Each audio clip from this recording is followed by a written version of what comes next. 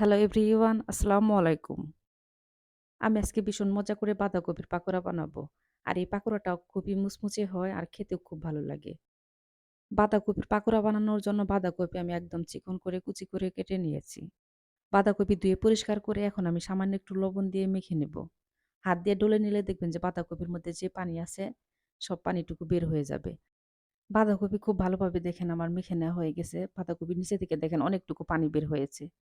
এখন আমি বাঁধাকপি হাত দিয়ে চিপে অন্য একটা বলের মধ্যে রাখবো। আর নিচের পানিগুলা সব ঝরিয়ে নিব। আমি ডিম দিয়ে পাকোড়া বানাবো তার জন্য লবণ দা মেখে পানি বের করে নিলাম বাঁধাকপি থেকে। আর যদি শুধু চাউলের গুঁড়া বা বেসন দিয়ে বানাতাম তাহলে একটা ছাঁকনির মধ্যে রেখে দিতাম। বাঁধাকপি থেকে সব পানি নিচে ঝরে যেত। দেখেন এখন বাঁধাকপি কত সুন্দর ঝরঝরা হয়েছে।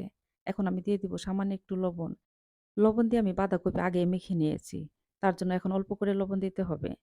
আর দিয়ে দিব সামান্য একটু শুকনা মরিচের গুঁড়া, সামান্য একটু হলুদের গুঁড়া, আর দিয়ে দিব সামান্য একটু ধনিয়ার গুঁড়া। এখানে আসলে বেশি দেওয়ার দরকার নেই, মসলা অল্প, অল্প করে দিলেই হবে। এখন দিয়ে দিব পেঁয়াজ কুচি, আর দিয়ে দিব কাঁচামরিচ, আর দিয়ে দিব একটা ডিম ভেঙে। 1/2 চামচ দিয়ে দিয়েছি ভাজা জিরা বাটা, আর দিয়ে দিয়েছি 1/2 চামচ আদা রসুন বাটা। এখন আমি দিয়ে দিব বেসন আর চাউলের গুঁড়া। দিয়ে এখন আমি হাত দিয়ে ভালো করে মেখে নিব। চাউলের গুঁড়া আমি একবারে দিলাম না, অল্প, অল্প করে পরে দিব।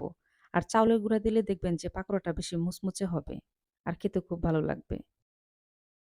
আমি অল্প করে ধনিয়া পাতা দিয়ে দিব, আর দিয়ে দিব অল্প করে চাউলের গুঁড়া। দিয়ে এখন আমি হাত দিয়ে মেখে নেব। আর মনে হয় চাউলের গুঁড়া দিতে হবে না।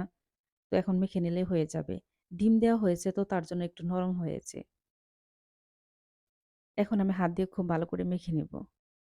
বাঁধাকপি পাকোড়া বানানোর জন্য ঠিক দেখেন আমি এরকম করে মেখে নিয়েছি। এখন মাখানো হয়ে গেছে। এখন আমি প্যানের মধ্যে দিয়ে দিব সয়াবিন তেল। যেহেতু পাকোড়া বানাবো, ভাজি পোড়ার মধ্যে একটু দেখবেন তেল বেশি লাগে। তেল গরম করে বাঁধাকপিগুলো এখন আমি এক, এক করে তেলের মধ্যে দিয়ে দিব। আর চুলার জাল আমি মাঝারি আঁচে রাখবো। বাঁধাকপির পাকোড়া দেখবেন যে যত আস্তে, আস্তে জাল কমিয়ে দিয়ে ভাজবেন, পাকোড়াগুলো তত বেশি মুচমুচে হবে আর খুব ভালোভাবে সেদ্ধ হবে। পাকোড়া একপাশে হয়ে গেছে, এখন আমি উল্টিয়ে দিব। আর আমার এই পাকোড়া ভিডিও যদি আপনাদের ভালো লাগে তাহলে অবশ্যই আমার ভিডিওতে লাইক, কমেন্ট আর একটা শেয়ার দিয়ে দিবেন। আর যদি আমার পাশে থাকতে চান তাহলে আমার পেজটাতে ফলো দিয়ে পাশেই থাকবেন। এখন বাঁধাকপিরই কিন্তু সিজন। তো বাঁধাকপি বাজারে প্রচুর পাওয়া যায়। তো বাঁধাকপি দিয়ে সন্ধ্যার নাস্তা এরকম করে তৈরি করতে পারেন। এইভাবে বাঁধাকপি দিয়ে পাকোড়া বানিয়ে সন্ধ্যার নাস্তা চা'র সাথেও খেতে পারবেন। আবার যদি সন্ধ্যায় চা নাস্তার জন্য যদি মুড়ি মাখা করেন, তো মুড়ি মাখার মধ্যে এই পাকোড়াগুলা দিবেন। দেখবেন মুড়ি মাখাগুলা অনেক মজা হবে। বাঁধাকপির পাকোড়া হয়ে গেছে, এখন আমি উঠিয়ে নেব। দেখেন কত সুন্দর একটা কালার আসছে। সবাই ভালো থাকবেন, আমাদের জন্য দোয়া করবেন। আল্লাহ হাফেজ।